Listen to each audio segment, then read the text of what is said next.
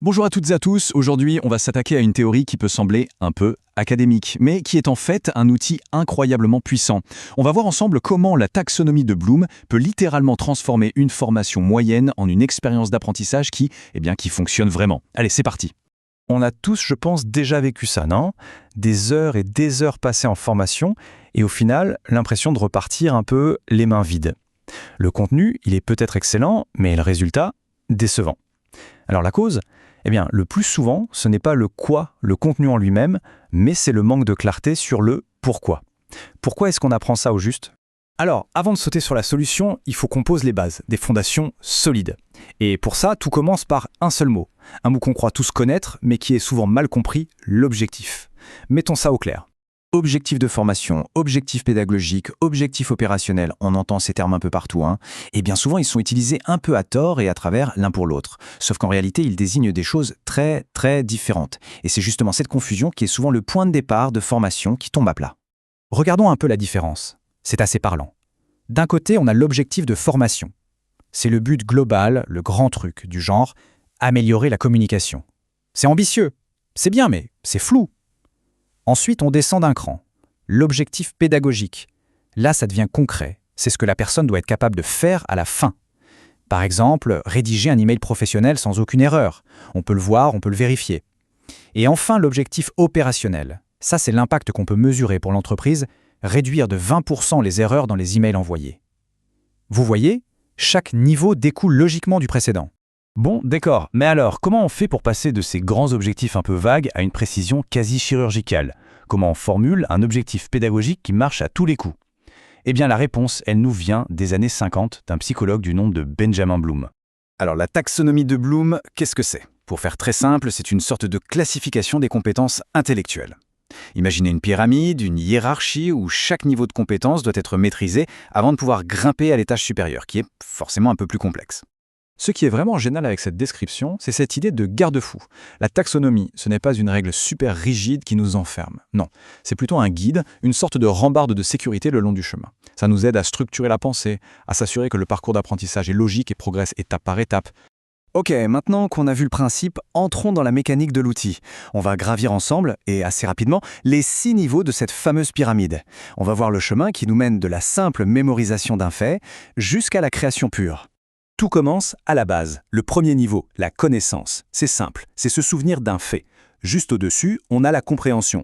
Là, il faut être capable de l'expliquer avec ses propres mots. Troisième marche, l'application. C'est savoir utiliser cette connaissance dans un contexte nouveau. Ensuite, on passe à l'analyse, la capacité de décomposer l'information. Puis, l'évaluation. On est capable de porter un jugement, de critiquer. Et enfin, tout en haut, le sommet, la création. Là, on peut construire quelque chose de complètement nouveau à partir de tout ça. C'est une progression logique et finalement assez inévitable.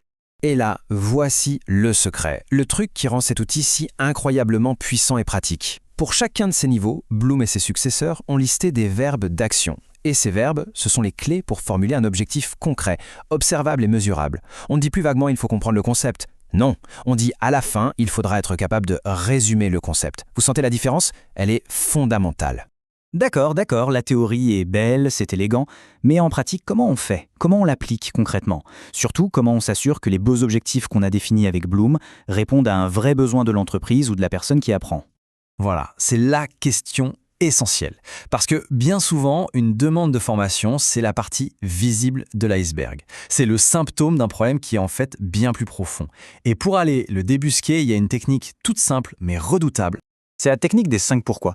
On part du symptôme, disons, des résultats de vente qui sont trop bas. Et on va creuser en posant la question pourquoi, encore et encore. Pourquoi les résultats sont bas? Parce qu'on a peu de leads qualifiés. Pourquoi on a peu de leads? Et ainsi de suite, jusqu'à trouver la véritable cause du problème. Et c'est là que la magie opère, que les deux pièces du puzzle s'assemblent. D'un côté, l'analyse des 5 pourquoi nous dit quel est le problème à résoudre. De l'autre, la taxonomie de Bloom nous donne le verbe d'action parfait pour formuler l'objectif qui va permettre de le résoudre. Franchement, ces deux outils sont faits pour fonctionner main dans la main. Et attention, cette clarté, ce n'est pas juste un petit confort pour le concepteur de la formation. Non, c'est un véritable avantage stratégique pour absolument tout le monde.